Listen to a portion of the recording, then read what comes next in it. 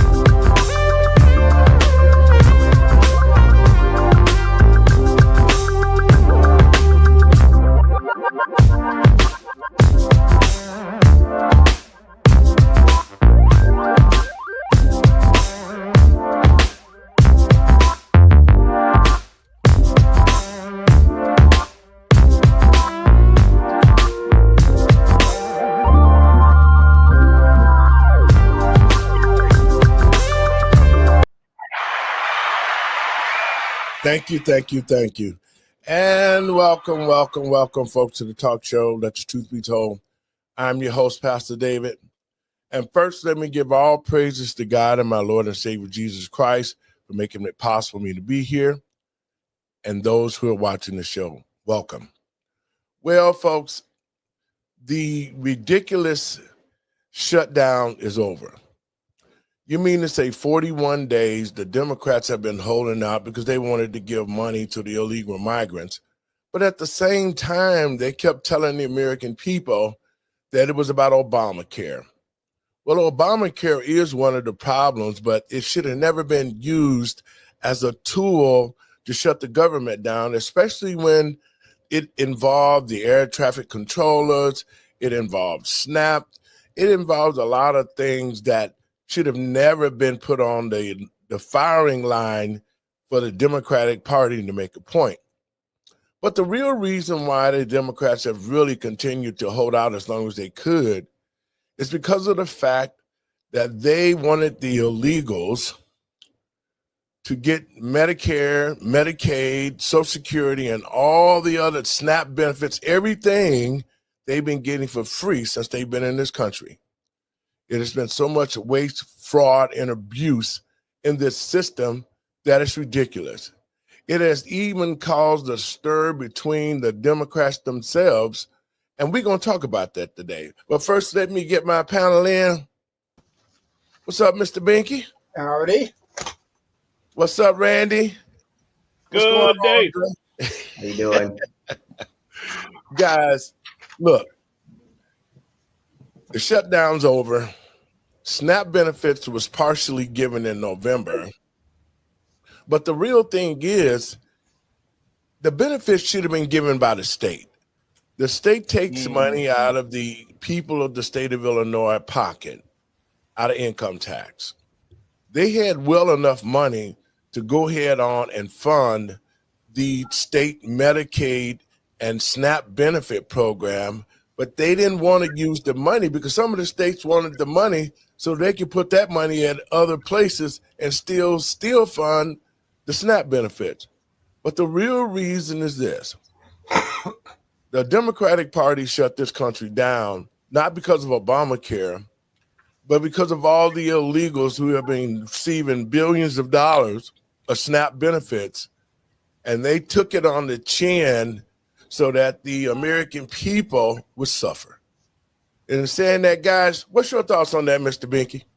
Well, SNAP benefits are supposed to only be like a temporary, it's when you're in a rough time, it's supposed to help you out till you got yourself back on your feet and stuff. But, now it's a permanent part of people's lives, and you get dependent, you get lazy. It's just my opinion, but too much government there. Why do you have to do anything? Why do you have responsibility? Why do you have to be part of the society? You're just sitting back expecting.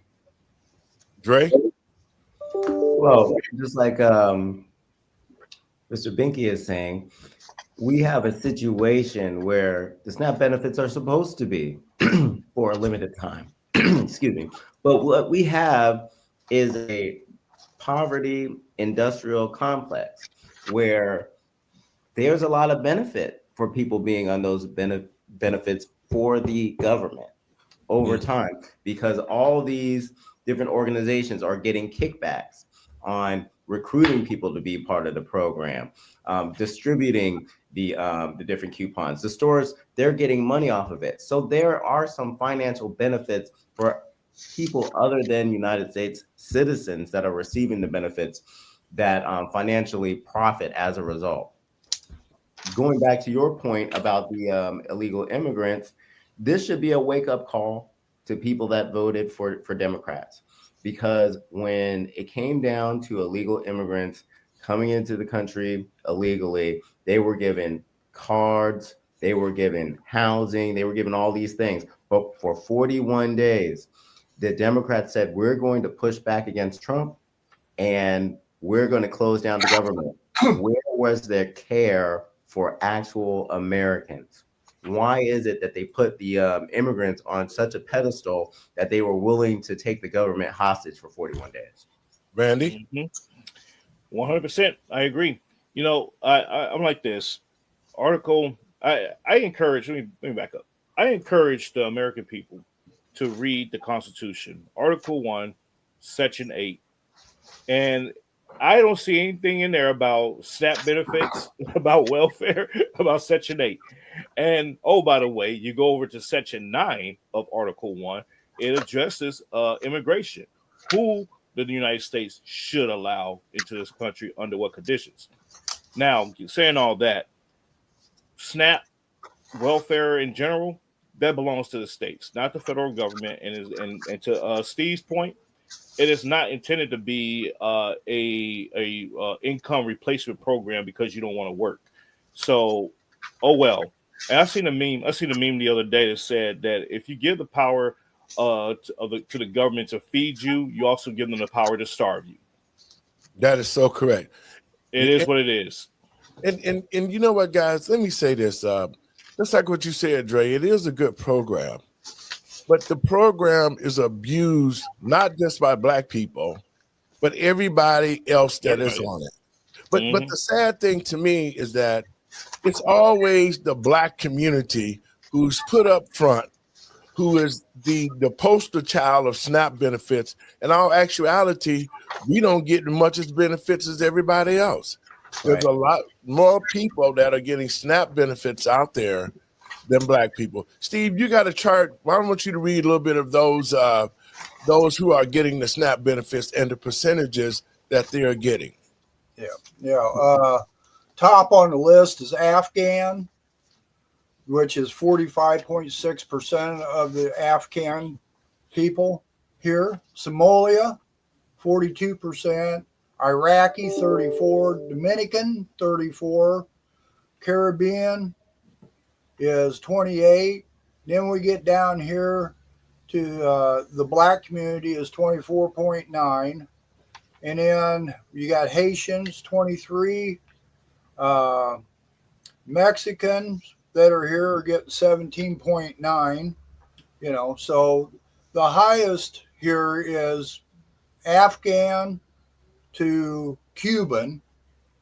And here's another thing too about that is our founders said that they didn't want to put enticements out for people to come to this country. They didn't want to give them stuff. They wanted them to come here because they wanted to come here and could assimilate with our culture. And what happens now is we've turned into a multicultural, and everybody's fighting with each other. And then, now these enticements, I mean, we've got foreigners come over that are given 7-Elevens and gas stations and stuff like that. So, I mean, we're enticing people to come here. Mm-hmm. But my thing of it is that I don't care where these people come from. Their first stop is the Black community. Mm-hmm. They come right to the Black community. They set up shop. They open businesses. You know, the Black leadership usually get Black people all emotional, like their civil rights are being violated and all of that. And then they telling Black people, y'all need to just go on and come on in and accept them. Well, Mm-hmm. leave the country and come back legally. That's what the problem is. If you're here illegally, you have no rights. You have no rights to any funding. You have no rights to any food or housing. You have no rights at all. The only right that you have is that you're going to go to prison and get kicked out of this country. But the Democrats have continued to look for a new voting base. You know, they screwed up so much with Black folks. Black folks finally can see, you know, who they really are and what they've really done over these years. And it has been totally against the Black community. Now, the Black community is only receiving like 4%, 24% of SNAP benefits. And it's a lot of waste, fraud, and abuse into that program. But when the illegals got here, the Democrats didn't even care. They just start giving them money. They start giving them everything that you said, Dre, that they've been giving them, they've gotten. And they've gotten so brazen with themselves that they now think that they are citizens in this country, that they feel like right now, we don't care what ICE does because we're going to stand up and fight. Well, you're getting a rude awakening because you are not citizens of this country. You do not deserve any of the benefits because you are not citizens of this country. And that message is being sent home to illegals by President Trump and ICE and all the other entities that are working to help clear our country out of all these illegals so that the American people and patriots across this country can receive the benefits themselves. Your thoughts, Dre? Yeah, and God bless Mr. Binky for bringing out these numbers and referring these numbers back to the Constitution, because I can tell you this much. I would be enticed too to come to a place where they gave me a job where I didn't have to speak the language. I wasn't required to learn the language. I also would be getting a card with money on it, and I would have free housing. I would be enticed too. And I think Americans need to understand that there is a magnet that's drawing people here from all over the world. A lot of people forget that there were people coming from over 90 countries that came to the United States to get these benefits that were promoted out to the world. Like, hey, if you get here, you're not necessarily going to get deported. That happened for 4 years. So many people came, and everybody wants to be mad at ICE. But if you look at one of the groups that you mentioned, Mr. Binky, the Somalians have totally taken over Minnesota. And the way that they were able to do it was strategic because they got the benefits. These benefits enabled them to prosper economically, while other Americans, actual Americans, weren't able to prosper in Minnesota. So what happened? A lot of them moved away. A lot of them lost a lot of political power. And now Minnesota is run by Somalian people. They have Somalian elected officials, and you have even leaders in the government, in the state government, that are like bowing down to the Somalian culture. And it all started with the benefits. Yep. Then Randy, your thoughts? You know, a couple of things. Number one, for the simple fact that, you know, there is no country in the world, and ladies and gentlemen, please look it up. You can text me, call me, email me if you think that you're correct on this. But there's no country in this world that has an open border policy. The United States was a test dummy pilot program that said we're going to open up the borders and let all these people come in, and we'll see what happens. We're the only country that did that, and so we're now suffering, you know, as a result of that. And then, you know, I was talking to a friend. He lives down by the border. He said, you know what? They're letting all these people in and giving them these big manila envelopes with money with cash in it, plane tickets, bus tickets. You can fill out like where you want to go and all that kind of stuff. And it was like travel agents on ground coordinating all this stuff for them. He was like, I might as well just throw my wallet down, go out of the, across the border, and come back in, and I'll be set because they're getting more stuff than I could get. And so I was like, you actually make a great point. So ready. He was making a great point. And another thing that we missed is when a lot of times when these people came here illegally, they had legal representation. Yeah, exactly. For free. For free. Yeah, I was gonna say free lawyers. So they're helping them go through the paperwork, prepare everything pro bono. So that's another benefit. Well, your thoughts, Steve? Yeah, well, not only are they getting all these enticements and money and everything else, they're also getting protected. Brandon Johnson went to United Nations complaining about ICE. And he wants to United. Brandon Johnson has no business being involved in anything internationally. That's all federal government's power. So I don't know what he thinks he's trying to accomplish here, but to go up there and side for the illegals and then pigsters talking about, these people are citizens and where do they come up with this? Do they dream this at night? And we got to stop this stuff. Mr. Binky. Go ahead. I was going to say go ahead. Go ahead. No, go ahead, Dre. Go ahead. Mr. Binky, Brandon Johnson is an idiot because what is the United Nations going to do? They're going to send a strongly worded letter to the rest of the world. That's it. They have no power. So for him to kind of go out on a limb and reach out to them, it just makes no sense. And it just shows how his thinking is and how he's just really trying to paint ICE as some evil organization. Yeah. Go ahead, Randy. I was going to say, with the to Dre's point about the Somalis taking over Minnesota, we're seeing a growing vast of a population of Muslims taking over a lot of areas within the United States. Texas, we're getting overran down here, but people are complicit with this. They're thinking like, they're just migrants coming in, and blah, blah, blah. And it's whatever. We see as a result of that, Minnesota, New York, with Mamdani, he's already talking about how he's going to revamp the whole system of things. And you have, this notion that everything's going to be fine. This is just normal behavior. No, it's not normal behavior because at the end of the day, Islamization is not in congruence with our Western way of life, and so or our Constitution for that matter. So I just want to throw out there Lincoln's quote. Lincoln predicted this. Abraham Lincoln predicted this in 1838.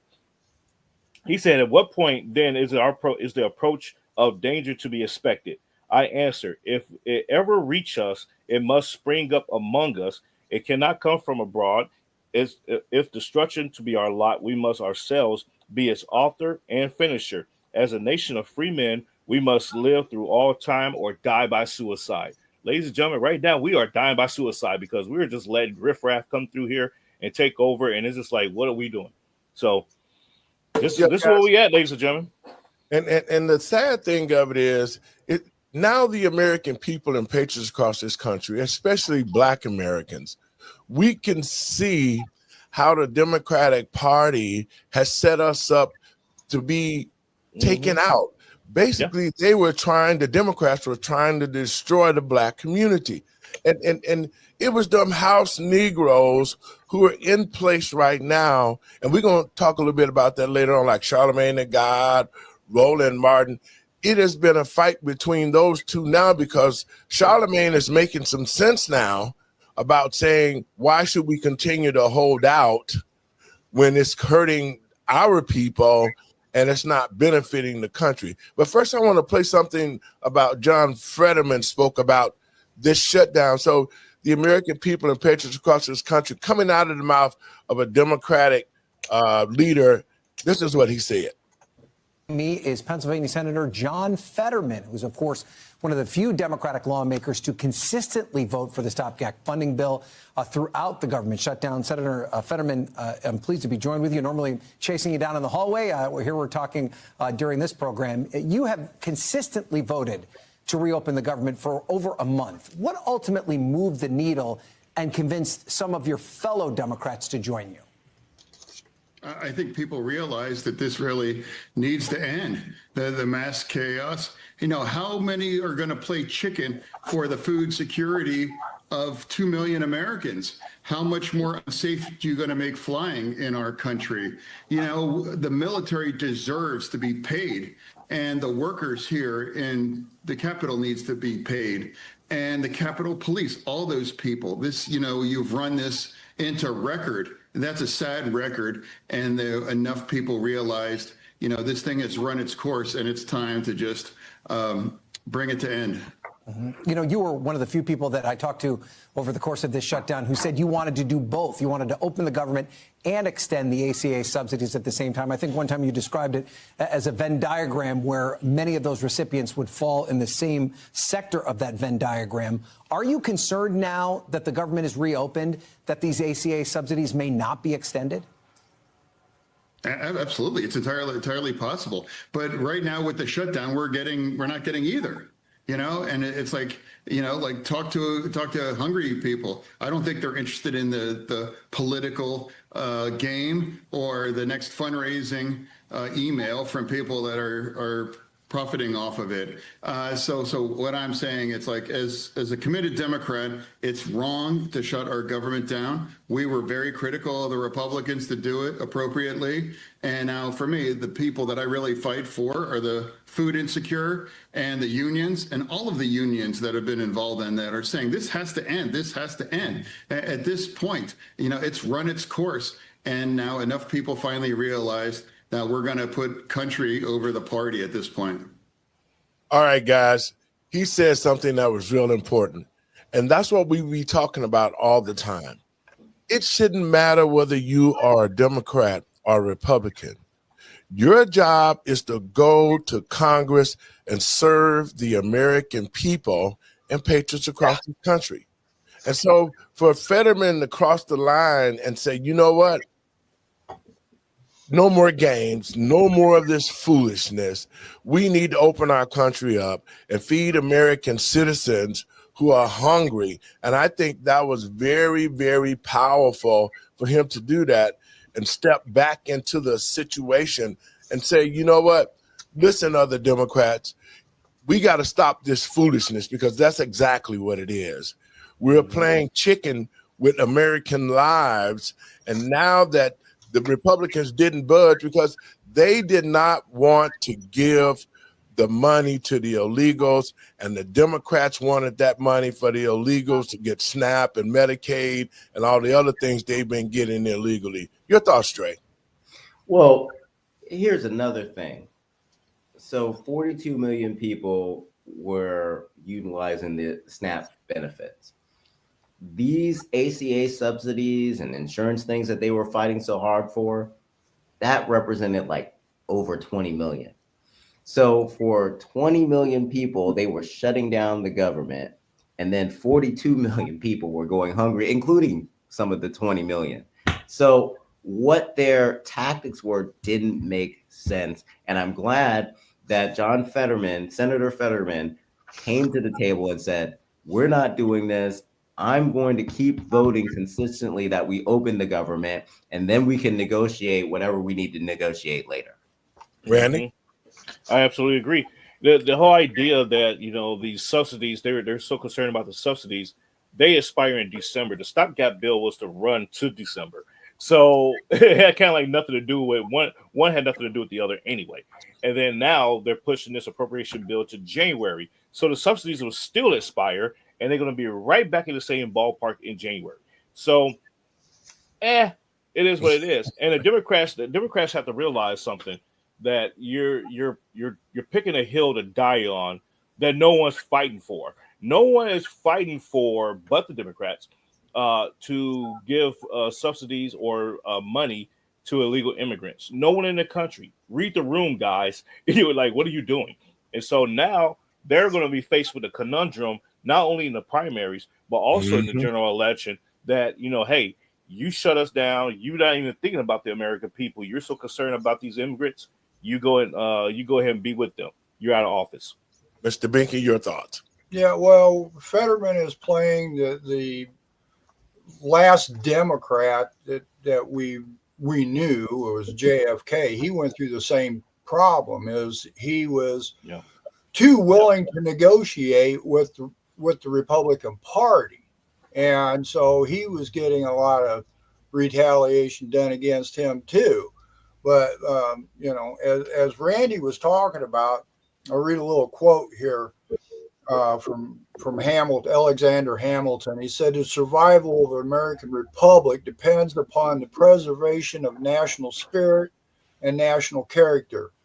To admit foreigners indiscriminately to the rights of citizens the moment they put foot on our country would be nothing less than to admit the Grecian horse into the citadel of our liberty and sovereignty." So our founders were very much aware of why they had to set up an immigration policy or naturalization policy. And that's what we're seeing today is we just got the door wide open thanks to the Democrats, and we're being destroyed by the old Trojan horse, and this is what's got to stop.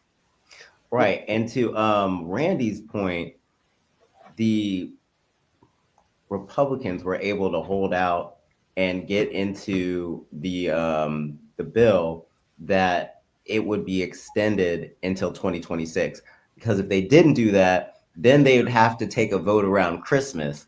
And nobody wanted to do that. Nobody wanted to have that pressure. Nobody wanted that smoke. So what did they do? They are allowing these ACA subsidies to expire. So like in 2026, they won't even be talking about them because they'll be expired. And that was part of the original design. Yes.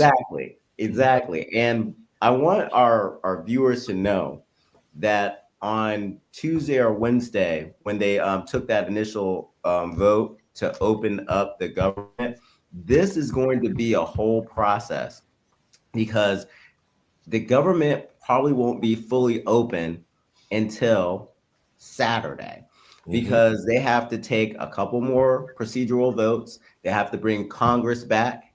And once they bring Congress back, they are on the clock to make sure that everything is up to speed. And then on Saturday, it should be open. So this is a whole long process. And there are going to be people that are still going to need their benefits. Now they have like some hope on the horizon, but it's not a red light, green light to open and close the government. It is a process to open and close it. And we need to stop using this as a weapon that is making our American citizens suffer. Well, here's the thing, Dave, to go on Andre and Randy. They were talking about in the Constitution, about SNAP, about ACA. It's very simple on why we're where we're at today is because our government's expanded themselves. ACA is not ACA, even Social Security is not a constitutional act from the federal government. It's thanks to the Supreme Court. There's things on here to fund the government, census, publishing journals on House and Senate acts, salaries, pay the debts, pay tax collectors. The list is very short, and if we went back and started following the Constitution, as Randy said, I want people to go read the Constitution. It don't take long. And once you figure out what government's supposed to be doing, you would understand why we shouldn't be where we are today. Correct. You know what, guys? I think that we're going to do some shows and we're going to talk about the Constitution, and we're going to start educating people about it because a lot of people don't even know the preamble to the Constitution. They taken it out of the schools because in 8th grade, we had to recite it in order to go to high school back in the day. And I think the teaching of our society needs to be put back into the education system. And some of these classes that they got, these homosexual classes, the transgender classes, they need to be thrown out of our school because our children are not learning anything about this country. And that's what the Democrats wanted to do, because you can see all of these transgender, all these teachings started with Barack Obama, who created the same-sex marriage law, and then it transitioned itself out into our community under Joe Biden and Kamala Harris. And it really affected the Black community in certain ways. We'll be talking about that in other shows, but I just feel right now that the American people and patriots across this country need to sit down, read the Constitution of the United States, and understand that a lot of these programs are not even supposed to be given. And yet you got people talking about, well, the Constitution says. The Constitution says nothing about SNAP. It says nothing about Medicaid. These are all state-run programs. Now, to Black Americans, now that we see exactly who the real culprit is, because the federal government doesn't even have to put money into SNAP. The states, it's a state-run program. The states themselves take money out of your state taxes, out of your check for programs that the state implements. And so when it first happened, I heard some of the state leaders talking about, well, we could pay and cover the SNAP, but we don't want to start spending our money and then the federal government cut the money off. I feel that the federal government should cut the money off for SNAP. They should. They should cut that money off and let the states run it like they started doing when Lyndon B. Johnson said, hell, if you give those niggers that welfare, then they'll be voting Democrat forever. Well, to the Black community, we can see what was much thought about us when it was created. It wasn't created to help us, but it was created to control us and destroy our families, because when you got welfare, you had to kick the Black man out the home, and that left our women without men to help raise the children. So this was all by design. Guys, I want to play this clip that we got. Check it out. A new battle is heating up in Washington, this time over food. The nation's food stamp program, known as SNAP, is under fire for soaring costs, fraud, and claims that migrants are improperly receiving benefits. Republicans say it's time to rein it in, while Democrats warn that millions of families could lose access to food assistance. SNAP now supports more than 42 million Americans, double the number from 2000, and costs have exploded sixfold. Under President Biden, spending jumped 25% as benefits expanded during and after the pandemic. Republicans argue that the system is bloated and easy to abuse. Florida Congressman Randy Fine is drafting a bill to bar all non-citizens, including legal immigrants, from SNAP and other welfare programs. He says, quote, "We shouldn't be borrowing from our children to give welfare to immigrants, legal or otherwise."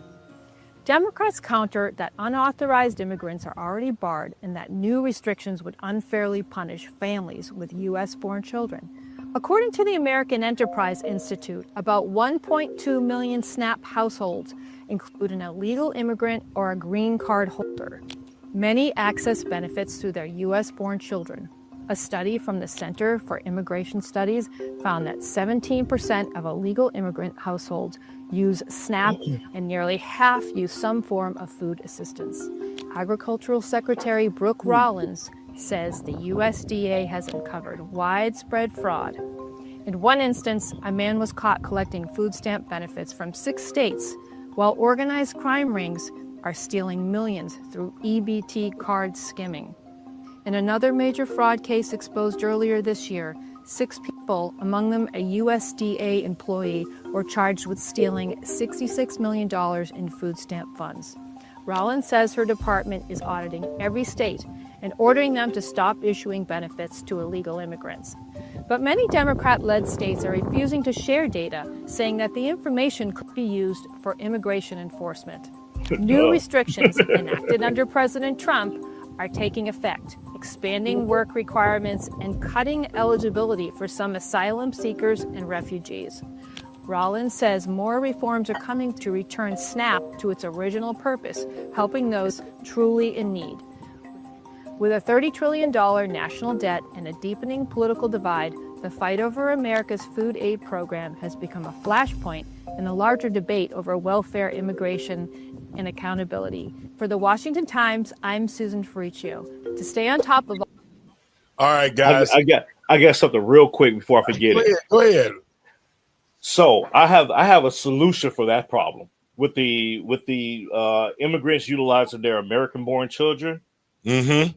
This is going to be controversial, and people will probably look at me sideways when I say this, but this will work if, just like they did in the slavery days, when a slave had a child, regardless if the master was the father, the child had the status of the mother, right? So if there is an illegal immigrant and they had a child born in the United States, that child should carry the status of the mother.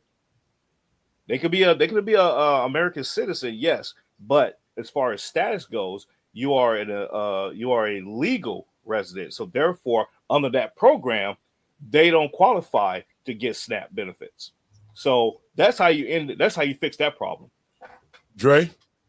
Well, we have some legislation that I'm hoping will fix that problem. Right now, the Supreme Court is looking over birthright citizenship, and Randy, they will address this issue sort of the way that you're talking about, because what they'll look at, the illegal, the child would have to have at least one parent that was a legal citizen. Mm-hmm. If they don't have one parent that's a legal citizen, then they do not get the benefits. They do not get anything. They're not recognized as a citizen. So this is what they want to do to get rid of this loophole that people can come to the country illegally, have a baby, and then be able to anchor themselves to this country because they have a quote unquote child that is an American citizen. That's the scary part, what you just said there, Andre. The Supreme Court is going to, the 14th Amendment has already been discussed. Yep. 14th Amendment, Senator Howard in 1866 was asked, what is a citizen? Okay. And he defined on there what is not a citizen. And that's people born aliens, from ambassadors, from people outside it. Both parents under Vattel's Law of Nations, when the founding fathers started going through the creation of our Constitution, defined in there that both parents have got to be citizens. And in order to be qualified to run for president, both parents must be natural born or naturalized before the child is born. Correct. So that got the Supreme Court threw that to the side when Obama was questioned. That's because right. His mother was a citizen, his father was not. They said under an 1802 Supreme Court case that they decided that one parent. Now, this is where I'm very adamant when we talk about the Supreme Court. We don't want the Supreme Court to go on previous case law because case law is flawed. Right. Absolutely. If they can't go to the true intent of what our founders intended, our system is screwed because now we're going based upon opinions from other judges, precedents. Well, that's where we're in trouble. Well, you know what? The 14th Amendment doesn't say anything about illegals coming over here and having an anchor baby to stay in this country. That was the facade. Yes, it does, Dave. Well, it says in there under the jurisdiction of the United States. If you come here from another country, you're under the jurisdiction of that country. Right. So that dictates it. But the point is this. The 14th Amendment was created for naturalizations for Black people. Yes. See, this is where the buck needs to stop. laws like that amendment that was created to help black people become natural citizens, and then the Democratic Party took it. And how do you put an anchor baby in there and try to get all the illegals legally here because they had a baby on American soil? The Supreme Court saying it. But see, that's the kind of thing that the Supreme Court is not the law, but it only gives opinions to the law. So we have to really take a look at the Constitution itself. And it's something that needs to be discussed, that if you are an illegal, if you have a baby on their soil, just like you were saying, Dre, one parent or not needs to be legal. It should be if you are neither parent. If you are not a legal citizen and you have a baby in this country, you need to be deported back to where you came from. Immediately. And that's just the bottom line. I want to play this clip, guys.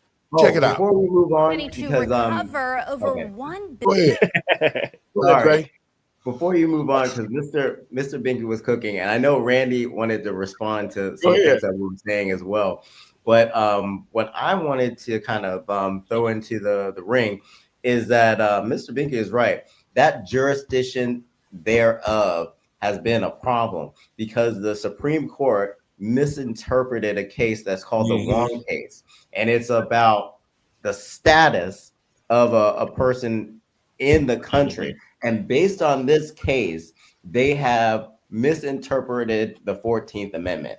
So what's going to happen now is we have a little bit more constitutionalists that are on this bench. And this is why the Trump administration is taking it back to the court, because they believe that based on that one case, that this has been misinterpreted and they want to get a new review of birthright citizenship, who it was for, and to get rid of the loopholes that's within the 14th Amendment based on the Wong case. So we're not getting rid of birthright citizenship. We're getting rid of the loophole that is enticing people to come to the United States. I like the word you used, Mr. Binky, earlier, enticements. The enticements that are being used to bring people to this country, knowing that if they have a child here, they can get in and they can eventually have those kids, make them citizens later. Go ahead. Correct. Andy? Yep. So the 14th Amendment, Section 1, it reads, all persons born or naturalized in the United States and subject to the jurisdiction thereof, there it is again, are citizens of the United States and the state wherein they reside. No state shall make or enforce any law which shall abridge the privileges or immunities of citizens of the United States, nor shall any state deprive any person of life, liberty, or property without due process of law, nor deny to any person within its jurisdiction the equal protection of the laws. So with that being said, if you're here, whether you're naturalized or not, it does not say that you cannot be deported without due process. So there you go. You can be here and say, "Oh well, I'm an American citizen and this and that and the other. You can't deport me." Wrong.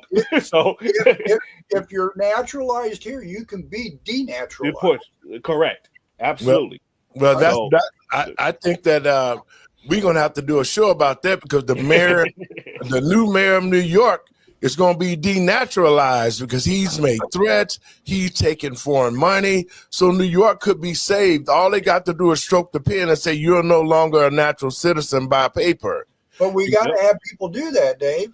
We've been talking about this immigration stuff. These Brandon Johnson, Pigster, Newscomb, Holcomb, they're doing stuff illegally on the books, and they're still not sitting in a jail.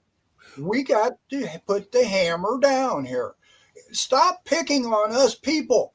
Stop telling us that we're violating laws and blah, blah, blah.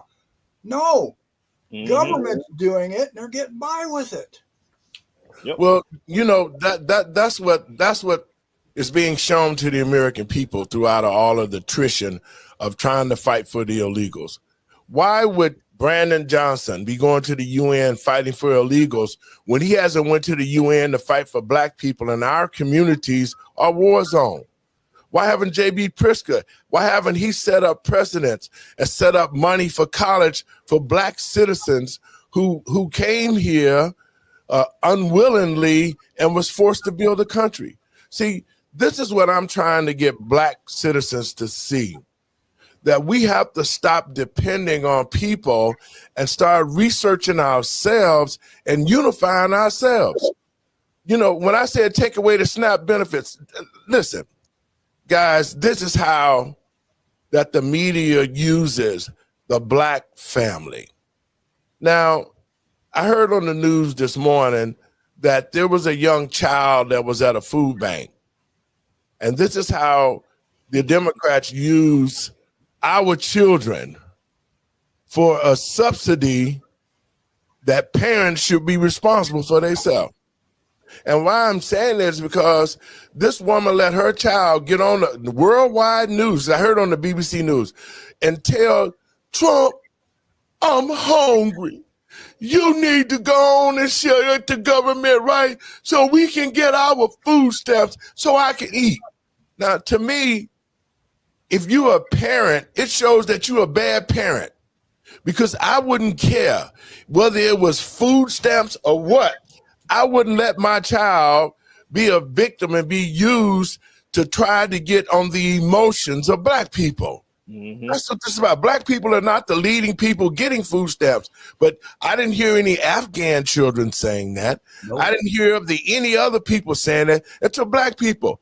We have to stop getting emotional because we need to cut SNAP off, because there's too many able-bodied men and women, no matter where you come from, that could get a job and work and take care of your families. If you come to this country and you come legally, then you should be eligible for things that will help you, but not be here illegally and demand that we take care of you, and the government don't even take care of the people in the country.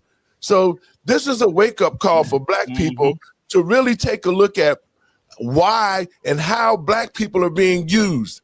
They put this child on nationwide news to say that he was hungry. Well, get off your ass, mama or daddy, and go out and get you a job, because I would never let my child get on news and say nothing, because it shows that you're a rotten parent. That's what it shows. Yeah, your kid's on there exposing you of being incapable of taking care of you. Exactly. Absolutely. And other than the fact that the media is using this kid, it also shows a failure in our education system, because the kid was blaming the wrong people, the wrong person about being hungry. There was nothing that President Trump could do to open the government. It was the Senate Democrats, but they made the parent and that child look simple because they didn't know who to blame. Everybody was blaming President Trump, but who was blaming the Senate Democrats? They were the ones. If we didn't have 8 Senate Democrats that came to the forefront and said that we're not going to support this nonsense, you would still be hungry without food. The government would still be shut down. Mm-hmm. Well, you know, Black people need to stop being. Black people need to stop letting being allowed to be utilized as political game pieces. Period. Yeah. I won't agree with you that, Randy. It ain't just Black people. It's everybody. It's everybody. Yeah, it is everybody. Mm-hmm. Yep. And as far as I'm concerned, 50% of the population, which almost voted for a Democrat, are the problem. Yep. Mm-hmm. Because I just don't see, and I think the cover is off, guys. I think the Black community now can see that it was the Democratic Party who destroyed Black Wall Street, who continues to lie, cheat, and steal, who opened the borders and allowed the illegals to come in. They gave the Democrats a fighting like hell. Johnson out here at the United Nations and crying about what ICE is doing. They're doing their job by removing illegal aliens from this country. Now, if you came here legally and you went through the process, you're fine. But if you came illegally, there should be no way that Black politicians should be worried about them. They should be worried more about the American people and the welfare of the American people and patients across this country before anything else. Nothing should come before us, no other people, no other nationality. Nobody should be in this country until the citizens of this country is well taken care of. Guys, I want to play this clip right quick about what's going on with Trump and the SNAP. To recover over $1 billion in federal Medicaid money. It says it's benefiting illegal immigrants in blue states. A preliminary audit revealing the areas now in question include California and Illinois. The National News Desk, Jeff Harris, joining us. The administration is also claiming some of the illegal immigrants this money is being spent on have violent criminal records. Break down what you know. So during a preliminary audit by the Centers for Medicare and Medicaid, it found that during 2024 and 2025, multiple states spent over $1 billion in federal Medicaid funds for illegal immigrant health care, money that the Trump administration now wants back. The center's finding in that recent audit, California was by far the biggest culprit, spending over $1.3 billion in federal Medicaid dollars on health care for illegal immigrants. We're actually clawing that money back from those states now. But the fact that that could still happen is very frustrating to all of us. The other states and district in question you see here. According to CMS, Illinois spent the second most, around $30 million, followed by Oregon, Washington, D.C., and Colorado. House Majority Whip Tom Emmer saying the law prohibits this from happening. But you know what? You didn't have the verification tools in place to enforce the law. So we put the verification in the Working Families Tax Cut Act, also known as the Big Beautiful Bill. While federal Medicaid money is supposed to be prohibited from being used for illegal immigrants, it can be used by states for emergency treatment regardless of citizenship or immigration status. But CMS says some Democratic-led states aren't following the law. The press secretary for HHS telling the National News Desk, quote, "Federal law forbids using Medicaid funds for illegal immigrants, yet several Democrat-led states did it anyway. The Trump administration won't tolerate it. CMS is auditing aggressively, recovering every dollar and holding states accountable." We are clawing back that money. We've already gotten hundreds of millions of dollars back, which again, it proves that these states realized that they were guilty because they wouldn't give us the money back otherwise. Now, Governor Gavin Newsom's office has consistently said California is not improperly using federal funds for illegal immigrant health care, instead using coverage programs funded by the state, which is legally allowed. Guys, your thoughts on that? Send him to jail. Problem solved. Next. Mr. Binky? Well, all I'm going to say is you got to stop and remember, anything government creates, it controls. The more you get involved with what government's got out there to give you, the more control they got over your life, negatively or positively. Dre? We're starting to not sweep things under the rug. The Trump administration is really dedicated to dealing with fraud and abuse, and anything that illegal aliens are getting that they shouldn't have, anything that they're doing that's illegal, the Trump administration is pushing back. And this is just another example of all these different organizations being exposed for this industrialized complex of the money that's coming from illegal aliens. You said. Yep. You said was the biggest one. That when they went in there and started exposing what was going on, and you said, who was the ones doing all the complaining? The Democrats. So, but because go you're ahead, taking man. my grift away. You're taking my grift away. Stop. Wait. You're taking my money scheme away, and that's what these Democrat states are doing with the illegal immigration and the Medicaid. This is a grift program, and so they're like, so the government, the Trump administration is like, okay, y'all are abusing this, we're taking it back, and I would double down with that and say, DOJ, go in there and arrest the facilitators of this crime, period. And then they were like, oh, wait, we have our own state program. Okay, well, you get your own state program, but you're still going to jail because you violated federal law. Dre? That's crazy. Yeah, and I've gotten into fights with people because they've been saying that the Trump administration and the people in these government jobs, they've been unusually fired. And I had to push back. I was like, look, we're in a situation where the government got extremely large and bloated under the Biden administration. Every other president reduces the government. It doesn't matter if they're Democrat or Republican, but because Donald Trump told everybody he was draining the swamp in Trump 1.0. Didn't get as much done because there were people in his camp that was backstabbing him. But in Trump 2.0, he learned, and now he's really draining the swamp. People don't like seeing people get fired. Longtime government officials getting fired. They don't like that. But if the Trump administration decides that they want the government to be more effective, they're making cuts, and they have the right to make those cuts. Guys, all of you are correct, and those programs were meant for people that really needed it. I mean, just like we saw in the video earlier, one guy in 6 states getting welfare.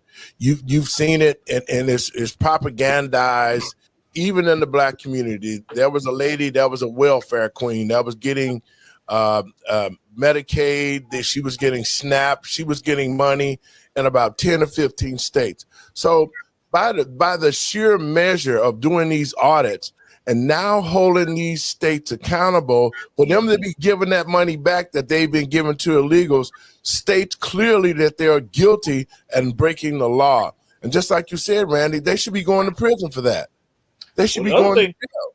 The other thing that should happen is the government should just turn off the program and say, we're going to wipe the rolls. If you want to reapply, come on and reapply, and we will determine whether or not you qualify or not. That will eliminate half the population on the program anyway. And then all these illegals that's getting it, they're not going to show up to the office and say, I'm here to apply. Exactly. So that's how you fix it. That's how you fix these programs. Great idea, I am not running for president. So Randy, how am I going to eat?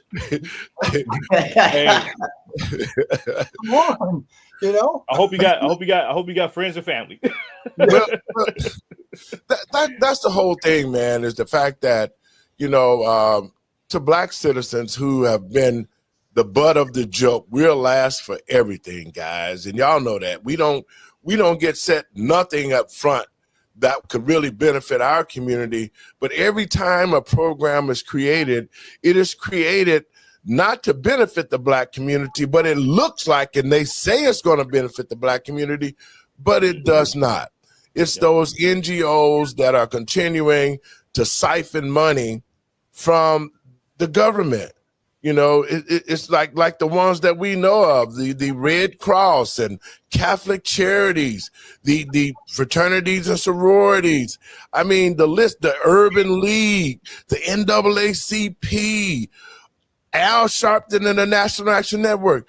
You would think that these Black organizations who are fighting for rights for Black citizens would be on board, screaming loud, saying, shut the borders, cut these people off welfare, let us rebuild the Black community to some prominence, but they're not. They're grifters, they're getting money, they're building a cachet of cash that is only going to bet the leaders of these organizations, and still yet nothing is being done. The Black community hasn't gotten worse. Marriage between Black men and women are down to maybe 8 to 7%. I mean, our children, it's low, man. Our children do not even understand, or do they look for future in this country. They live in day by day. They're living hand to mouth, and the Black leadership is looking the other way, making sure that illegals are getting millions of dollars to come to the Black community and take it over. Now, there's been a lot of fighting going on, not just in Congress with the shutdown, but I think some of the Black young leaders who have been working together against the Black community is now starting to fight each other. I just got a clip where ROLAND Martin, the House Negro ROLAND Martin, part of the Boule, part of the fraternities and sororities. And see, that's the big problem right there. Because the Black community allowed these educated Negroes to get in position to siphon money away from the Black community to put in their pockets. And so now we have people like Charlemagne the God. I don't like him. I don't like ROLAND Martin because he's an asshole. And he doesn't care about Black people. He cares about the things that he can put in his pocket.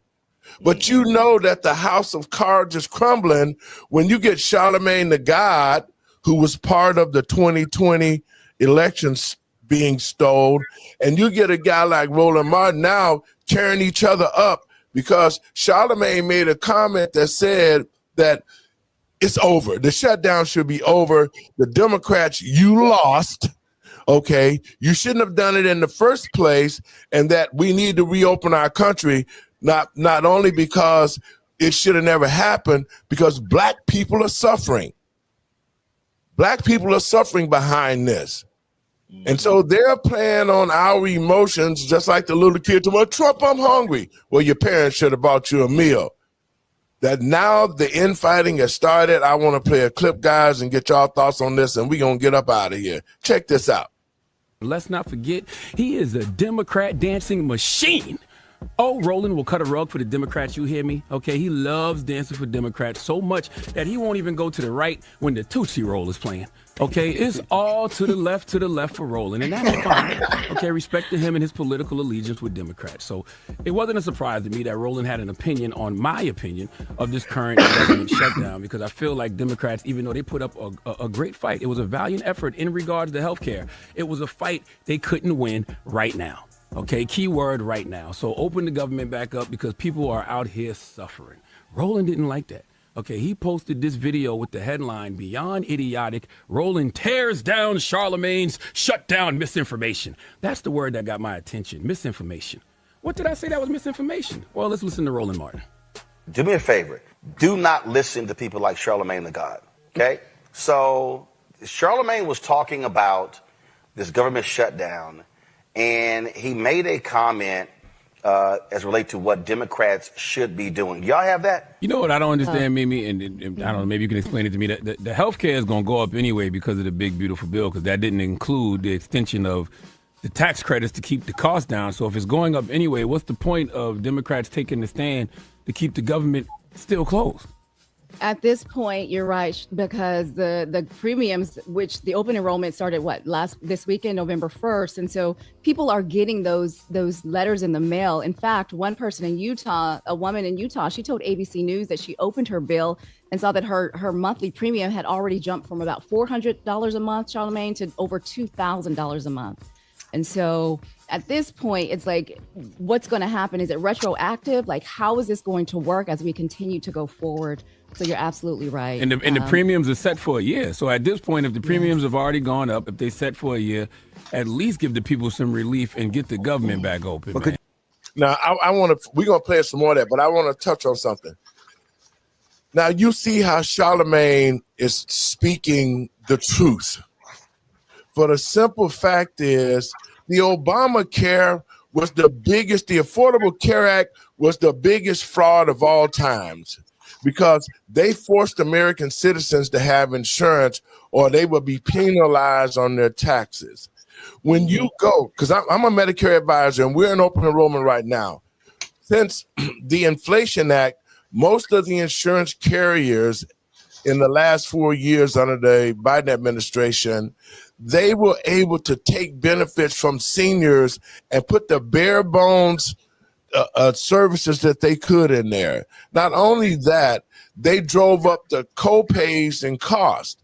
So when you start talking about Medicare, you start talking about the Affordable Care Act. The Affordable Care Act, if you don't have insurance, when you go there to get the insurance at the marketplace, you're going to spend $400 to $500 to $600 a month just for bare bones health care. You got companies like Ambetter, man, who are offering services and insurance, but the co-pays are so high that you can barely pay for them. And so the Obamacare was a big joke. And see, what Charlemagne did was he read off the true meaning of Obamacare. He said that this had nothing to do with the shutdown, that they should have opened our country and then dealt with this later on. But they felt that if they forced the American people to suffer, and they keep saying it's Trump's fault, that the American people would turn against President Trump And even though it had nothing to do with Obamacare, because I hope they get rid of it. I hope they don't fund it. It needs to die, and it needs to be restructured so it is affordable. Insurance is not affordable now, and once those extra things run out, and the insurance is going sky high now, because anytime you let the government take over something like this, and then they create a problem, and yet there's no way to fix it. Your thought, Mr. Binky? Mr. Charlemagne the God, anything government touches, they are the cause of things going up, whether it's healthcare, whether it's a tuition, whatever. You got to get that mindset out that government's not going to fix nothing. They're going to create a problem, and then they're going to come back and say, well, we got an idea how to fix it, and that's going to cost every one of us. So until we get government out and let the free market work itself, and I mean by that I'm saying is, if the product isn't good under a free market, the product doesn't last. If you make a product that people want, they'll buy it, and it will last. It will work. We've been removed from that. Government stepped in and told us what food we should eat, what energy we should use, what cars we should buy, what roofs we put on our house, how to take care of our kids. Who is the slaves here? We are. And until we get government out, Charlemagne, or whatever, everything's going to keep going up. So quit complaining. Randy? I'm from the government, and I'm here to help. There you go. And that is the problem. You know, the government is trying to help, and they're not helping. They're creating the problems. And to Steve's point, you're absolutely right, sir.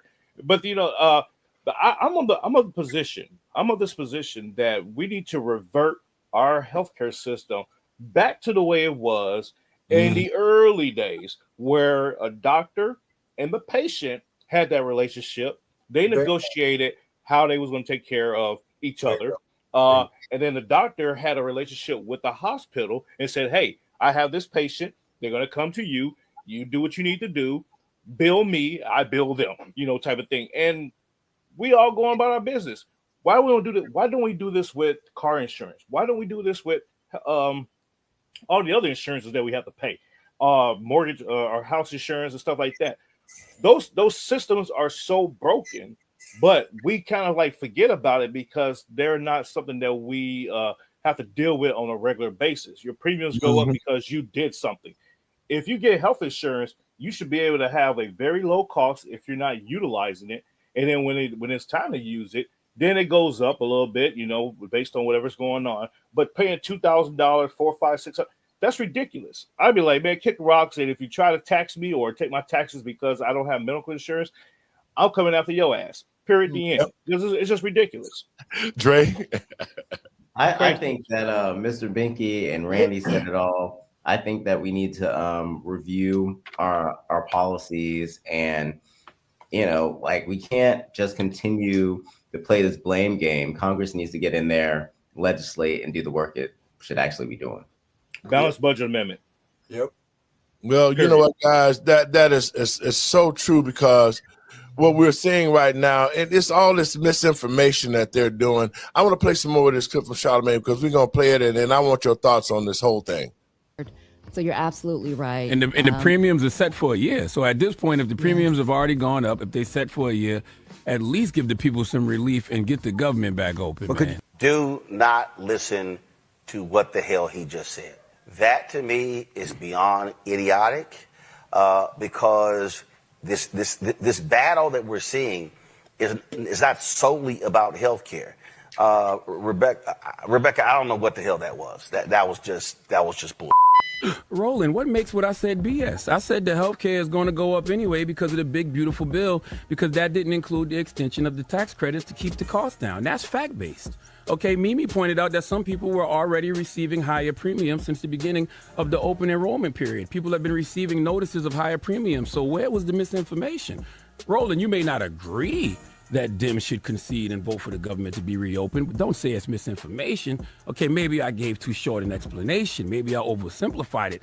Maybe I should be clearer for the audience, and I will right now. When the big, beautiful bill, or as Reverend Barber called it, the big, deadly bill, or as Jasmine Crockett called it, the big, ugly bill, when that bipartisan spending package Republicans forced through, when that was passed, Democrats failed to extend the ACA premium subsidies that were originally expanded under the American Rescue Plan and Inflation Reduction Act. Okay, without those tax credits, ACA or Obamacare premiums increase automatically, and they're already locked in for 2025 since insurers file and finalize their rates months ahead. So if healthcare premiums have already gone up and are fixed for the year, then keeping the government closed, the fight for lower premiums makes no sense to me, especially when on top of high healthcare prices, so many people are suffering right now because of the government shutdown. And that's what I care about, the people.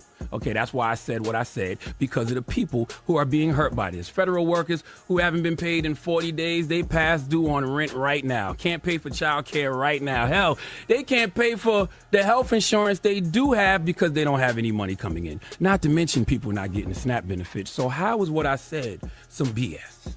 How was that misinformation? Once again, Roland, if you would have said I disagree with Charlemagne, Democrats should fight and not vote to reopen the government until some concessions are made on health care, cool, I would understand that. It's fair. But to say it's some BS and label it as misinformation, that's just a lie. And you did that on purpose. That was intentional to discredit me in the Breakfast Club, but we'll get back to that. He even had a sister by the name of Rebecca Carruthers come in and double down on the lie that we spread misinformation and accuse me of all types of treachery. Let's listen. Look, what I heard was an exchange of two people who don't understand how this works. So what they're talking about are the health insurance premiums that are in the marketplace. The marketplaces are the state exchanges. The state exchanges is because of Obamacare, aka the Affordable Care Act. Here's the thing. Those premiums are effective January 1, 2026. You get about 60 days notice in most states. Some states put out their new expected premiums back in October, some kind of at the end of September. But this is giving notice of, hey, if you continue at the level of health insurance plan that you have, this is what you're going to start to pay effective January 1. And so the erroneous, I mean, this isn't just misinformation here. This starts to look like this is intentional disinformation. And for the audience, disinformation is where you have bad, misleading information that's intentionally targeted to a certain demographic. The demographic here is Black voters. The reason why is that Black voters are the base of the Democratic Party. Right now, the Democrats are in lockstep saying that, no, we're not going to give you the votes that you need in order to end this government shutdown. You Republicans need to come to us and work out a deal. And so by trying to talk to Black folks, to them, Black folks can then talk to Democratic members of the House and Democratic members of the Senate to get Democrats to back down. That's what Charlemagne is trying to do here. So this is disinformation that we're seeing that Charlemagne is doing. This is not just mistaken information. This is intentional, going after Black voters. Rebecca, I don't even know what you were trying to imply.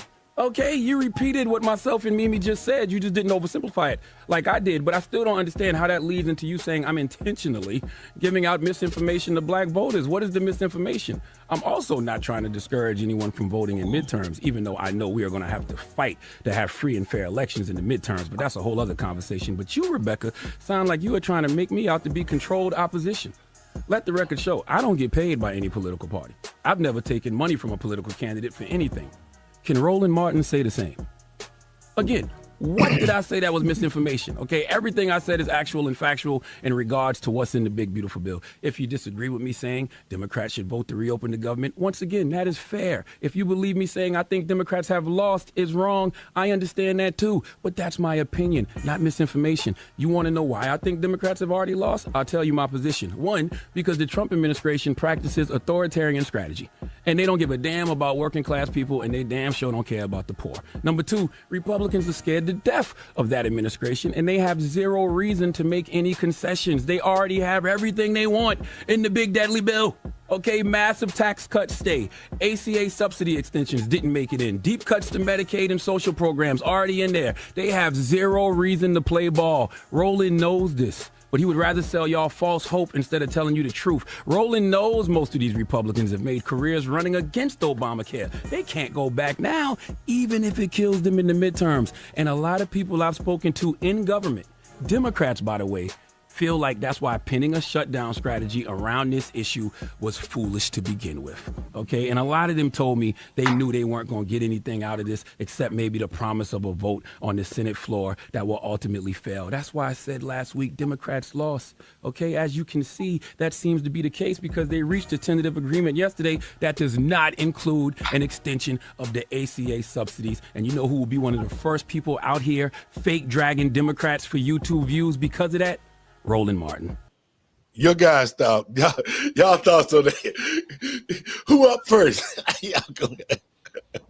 Hey, it's simple. It's simple for me. And Charlemagne's right. You know, Yep. Roland Martin is, anytime somebody is telling the truth, Democrats will automatically run to that tagline, oh, it's misinformation. No, it's not misinformation. If you did your research or if you actually knew what you were talking about, you would clearly see that this was a dumb ploy by the Democrats. And now it's backfiring on them. And now people are seeing, like, you know what? Why did y'all do all this? Well, at first we was believing you that it was the Republicans because they control the House and the Senate. But you held up the process. You held up the ball. So why did you do this in the first place? Because now there's all for nothing. 40 days, 40 nights of stupidity is what we dealt with. And, you know, we talk about this in the Bible. the 40 days in the wilderness. That's exactly this. We was in a political wilderness for 40 days and 40 nights, and we came out still dumb. Mr. Binky? Lord have mercy.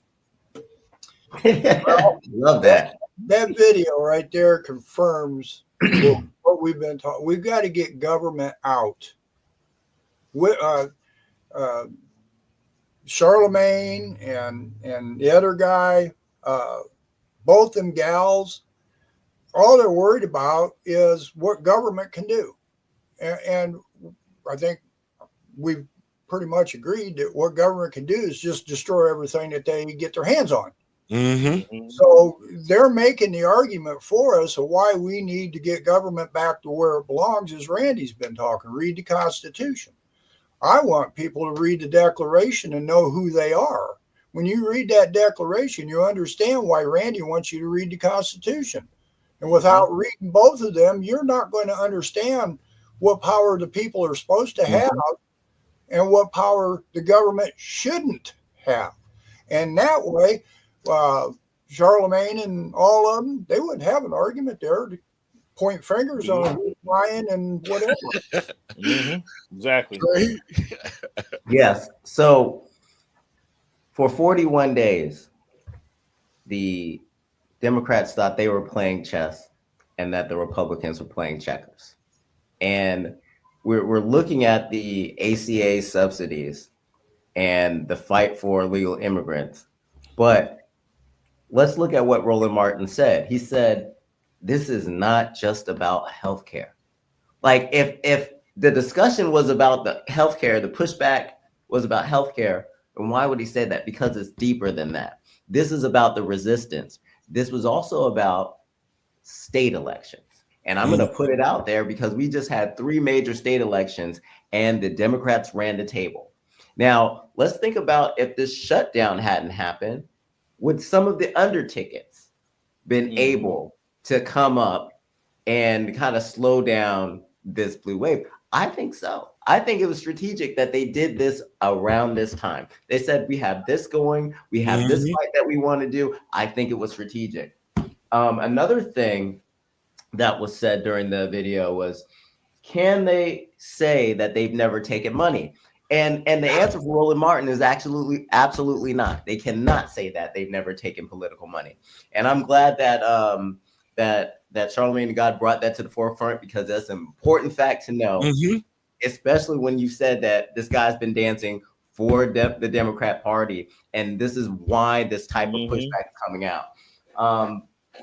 We also see what they were saying about Black voters. You know, like they're trying to use them as a pawn and a tool, and the other side is also trying to use them as a pawn and a tool, but to like put in their minds that because Charlemagne the God's not dancing the way that they want, that he's giving disinformation. I'm glad that you guys brought that out. That is the common tool that they use when they're being exposed. They've been exposed, that this wasn't just about the health benefits.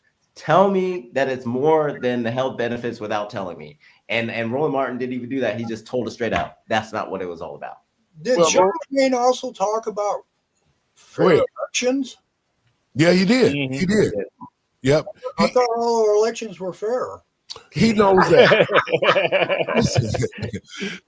They know that the elections are not fair because, like I said, we did a during the last midterms, the Heritage Foundation gave us a grant so that we could cover the city of Chicago and find out how much election fraud was out there. Well, folks, what we found out, and it's all documented with receipts, we found the fake printers, we found the thumb drives, we found Democrats posing as Republican judges. We had a case where we found that a lady's card wouldn't go through the machine. They told her, give us the card and we'll put it through later. And the lady refused to do that. And once that they found out that we was there, they tried to cover their tracks. So what's going to happen during these midterm elections?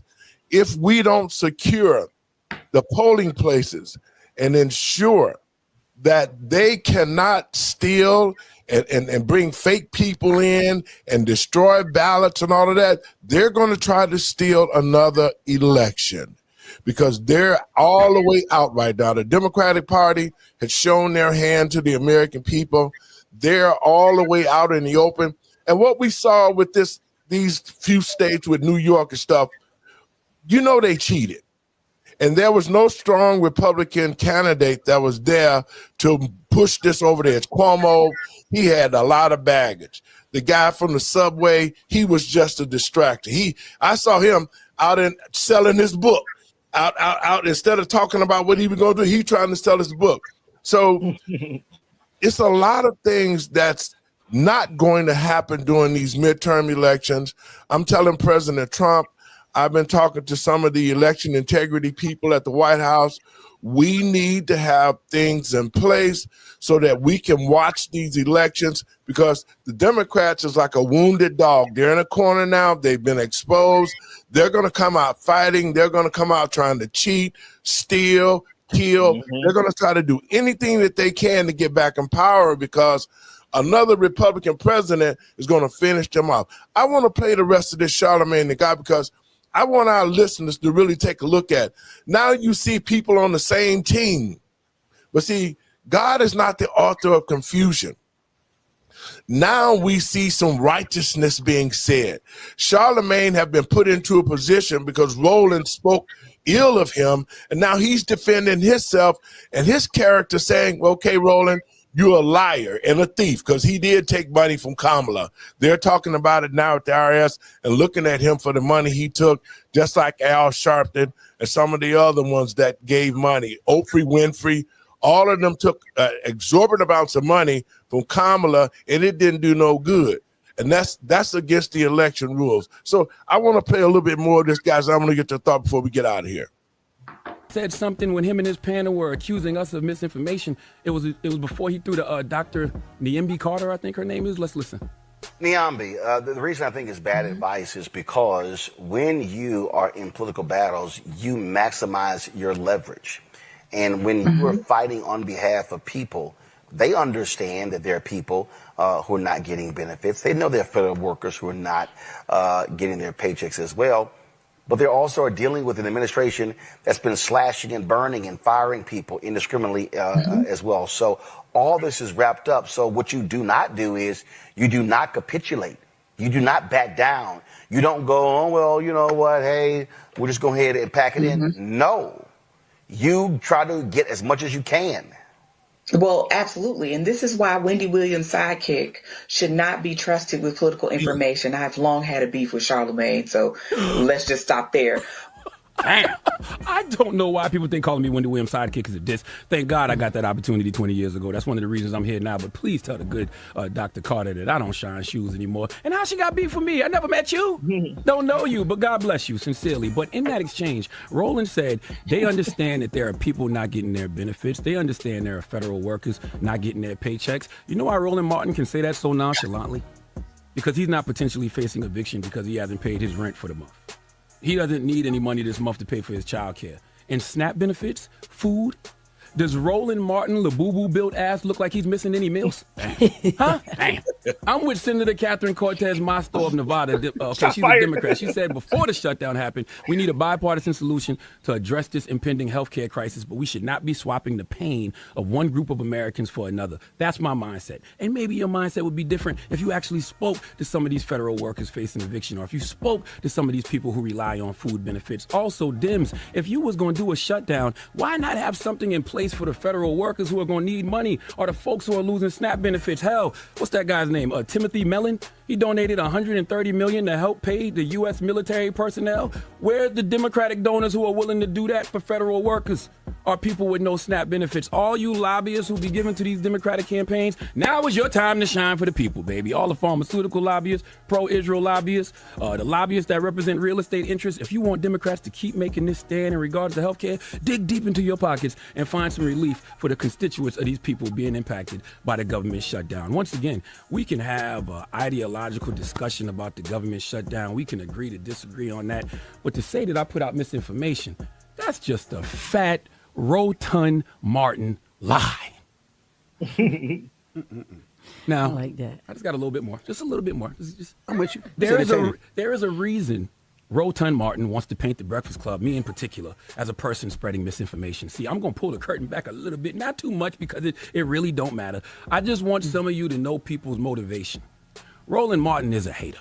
Okay, he be hating on me behind the scenes to anybody who will listen. He will say something negative about me, and it's always in regards to how I'm moving in this media space. In particular, anything in the political realm. It's always a, why does he get this? Why does he get that type of thing? Why is he on cable news? Why do politicians go sit with the Breakfast Club? Roland, I don't know. Okay, favor ain't fair, but he will do all that hating, but loves texting my phone asking to come on the Breakfast Club. Correct, Envy? Does it? Okay, just be super correct. Okay, one day a few years ago, I'm sitting at home. Roland texts me and says, hey, tonight on my show, we are going to talk about Tyler Perry and BET.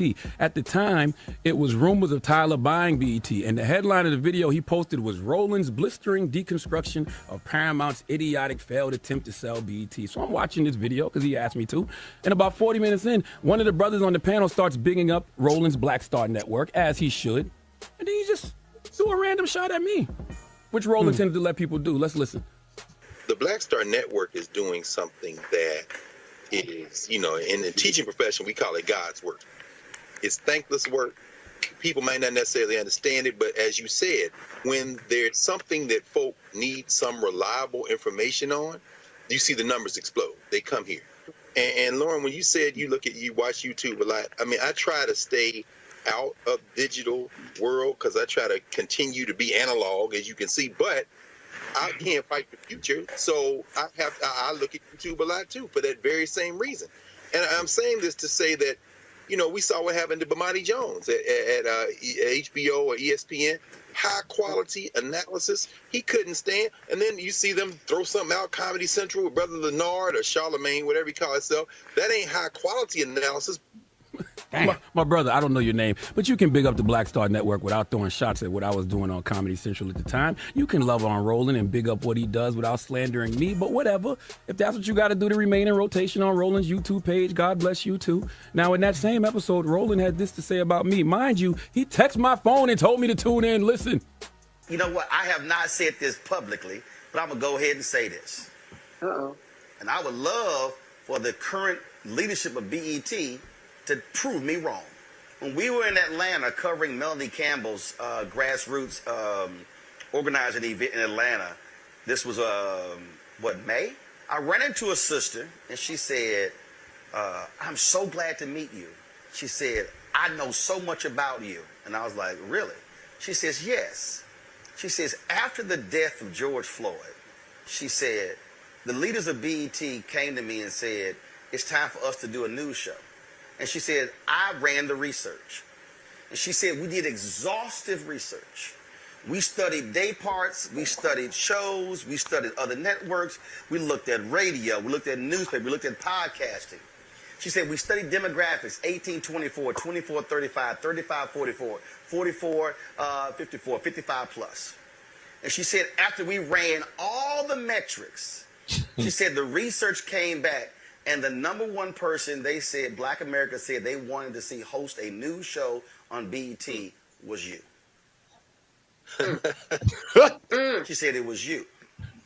She said Charlemagne was on the list, and she said, and then when Comedy Central launched his show, she said they're using my research. Well, Roland, who else was on the list? Okay, why do you have to let people know that all the other people who I'm sure was on the list, Charlemagne the God was on the list? Roland, I am not your competition, and I refuse to be responsible for how you feel about yourself. You accuse Breakfast Club of spreading misinformation because you are trying to discredit me and the platform I have helped to build as if that's going to amplify what you're doing. You don't have to do that, brother. You already up. You are a 56-year-old seasoned political pundit. You have a lot of respect in the space of political commentary. You are a trusted source for a lot of people, Roland. Be secure in that and stop projecting your insecurities onto me.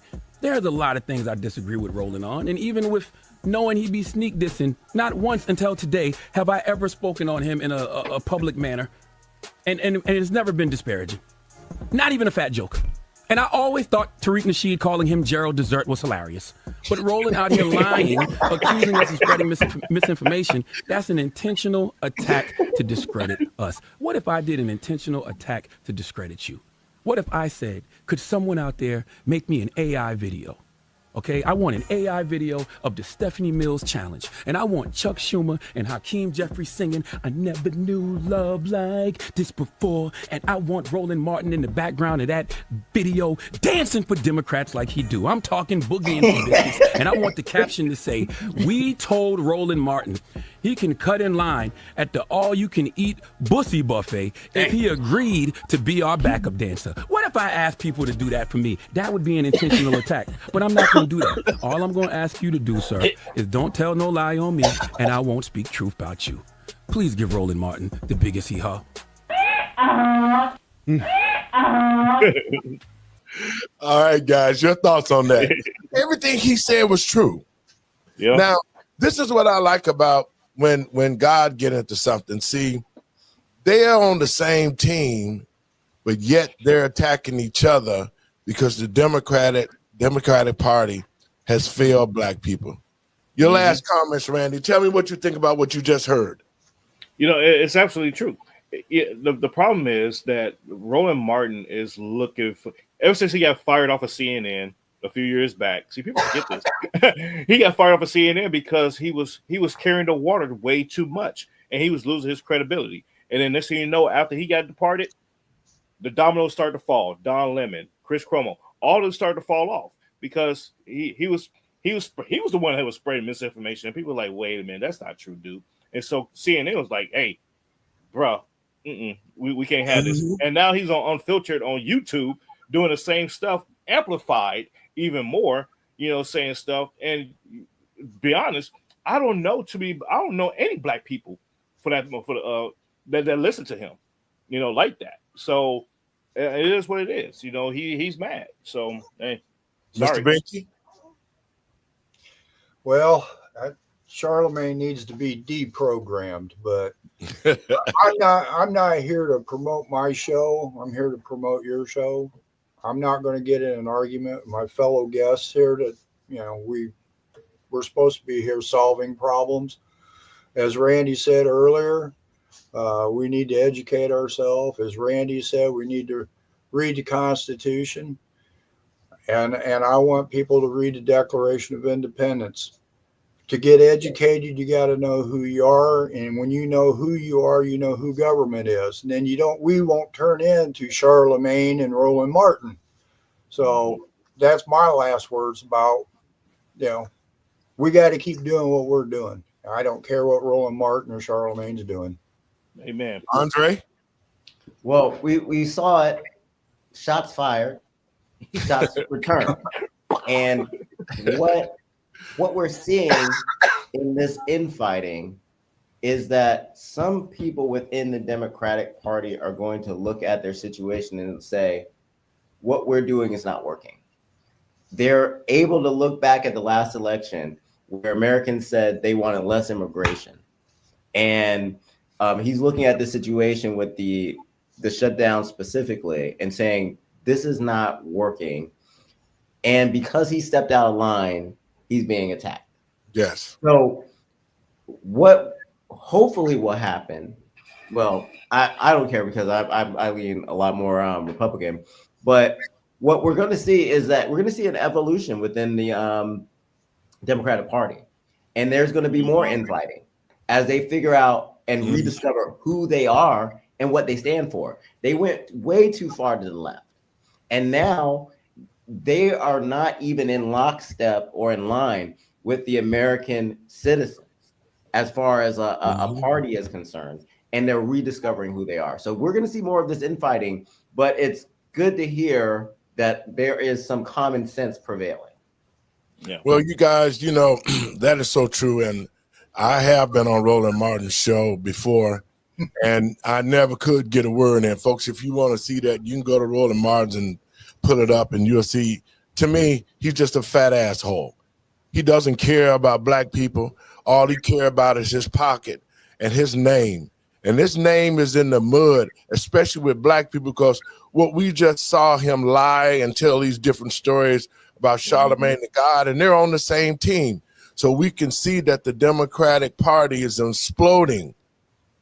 They're fighting each other, and yet the whole key, Charlemagne said something that was real key. This whole thing is about making sure that the American people are first and well taken care of. Guys, thank y'all for tuning into the show. We're going to come back, guys, because I want to do a show to our viewers and listeners. We need to start talking about the role of black men and the role of black women and the black family, how it needs to make a comeback. We're going to discuss those things.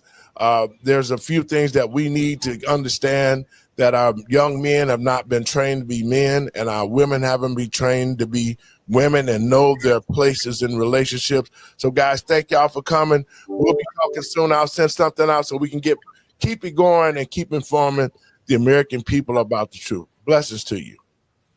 Folks, I want to thank you for tuning in to the show today. I always say to our listeners, man, it's time to do research. It's time for the black community to stop believing in what they hear, especially from news entities like Roland Martin and Charlemagne the God.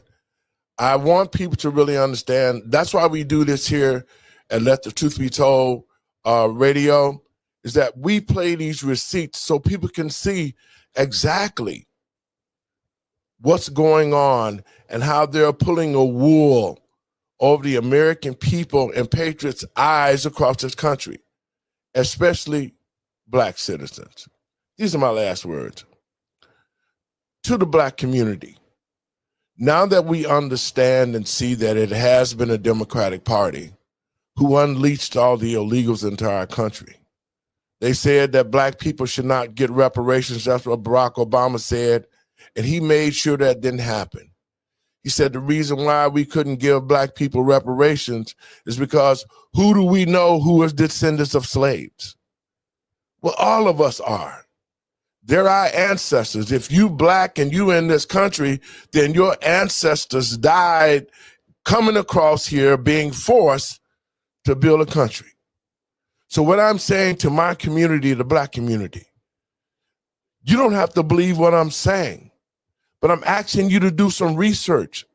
We saw a clip of this guy that was with Roland Martin. He had all those books behind his head. I bet you he hasn't read 5 of those books. It's all about presentation. It's all about trying to deceive people to think that we're smart. But we know by the actual facts, what we see in our community. No economics, no sure education, no financial literacy. The black community has nothing to say or hang our hat on that we can be proud of. James Brown used to say it loud, I'm black and I'm proud. But we don't have those type of people like James Brown, Jim Brown, and all the great black leaders who stood in the gap to uplift the black community. And if the black community is to rise about the ashes, if we're going to save our families, if we're going to save our children, if we are going to prepare something to leave, some type of intelligence, some type of generational wealth for our children in the future, it's time for the black community to unite and get our own communities back in shape so that we can make this country great again and make Black America great again. God bless you. I'll see you guys tomorrow. Share the show around. You can catch us at our new platform, LetTheTruthBeTold.Lightcast.com. You can see the show there tonight. Folks, don't worry about YouTube. Don't worry about Facebook or X. Go to LetTheTruthBeTold.Lightcast.com. Watch the show so you can see it in its entirety and without any interruptions. God bless you. We'll see you tomorrow. And remember, put God first and everything will change.